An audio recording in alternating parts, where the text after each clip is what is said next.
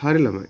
16 වෙනි ගාන. ගාන කියනවා දී ඇති වෙන් රූපයේ A ඡේදනයේ B ඩෑෂ් උපකුලකයේ නිරූපණය වන පෙදෙස අඳුර කොට දක්වන්න. ළමයි වෙන් රූප කියන්නේ මේ වගේ ආකාරයේ නිරූපණය කිරීමකට.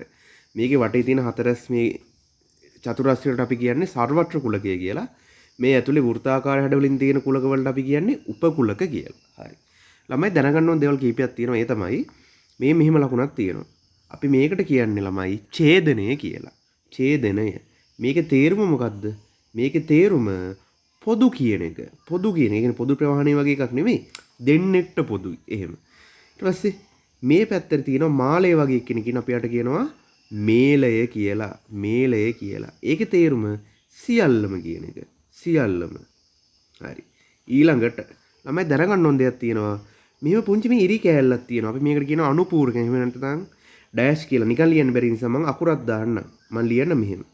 B දාලා මේ මේකේ වගේ. B dash. ඒකේ තේරුම ළමයි B හැර ඉතිරි ඒවා කියන එක. ඒ තේරුම. ඒ කුලකේ ඒ කියන්නේ ඒ අදාළ කුලකේ නැතුව ඉතිරි ඒව ඔක්කොම. හරි. දැන් බලමු මේ ගාන හදන විදිය. ළමයි මම ලීස් ක්‍රමයක් කියලා දෙන්නම්. ඔයා මුලින්ම මේක ඇතුලේ තියෙන සියලුම ප්‍රදේශ සඳහා සිම්පල් ඉංග්‍රීසි අකුරක් දාගන්න. මම ලීස් ක්‍රමයක් කියන්නේ ඕනේ. එහෙනම් මම මෙයක් දානවා සිම්පල් A. මෙයක් දානවා සිම්පල් B. මෙයක් දානවා සිම්පල් C. මෙයක් දානවා සිම්පල් D කියලා. මෙහෙම අකුරු හතරක් දැම්මා. දැන් බලන්න එයාලා දීලා තියෙන්නේ මොනවද උපකුලක මේ මම ගන්න ලියා ගන්න A ඡේදනයේ B ඩෑෂ් කියලා තියෙනවා. මට ඕනේ A නේද මේ? A ඕනේ. දැන් බලන්න A උපකුලකයට අයිති මේ පුංචි ඉංග්‍රීසි අකුරු දෙක මොනවද? A වලට අයිති simple A simple B. Simple A simple B.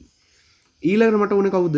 මට ඕනේ B ඩෑෂ්. ඊට කලින් ඕන වෙනවා ළමයි මට B. නැත්නම් B ඩෑෂ් එකපාරම හොයන්න බෑ. B ඩෑෂ් හොයන්න කලින් B හොයනවා. B එන්නේ කවුද? Simple B simple C. Simple B simple C.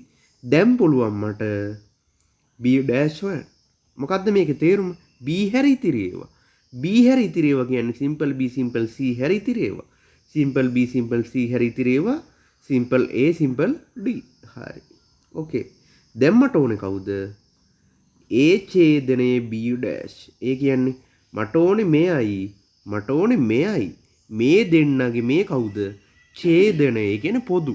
මේ දෙන්නගෙන් පොදු කවුද? ළමයිට පේනවා සිම්පල් A අකුර තමයි පොදු කියලා. එහෙනම් සිම්පල් A.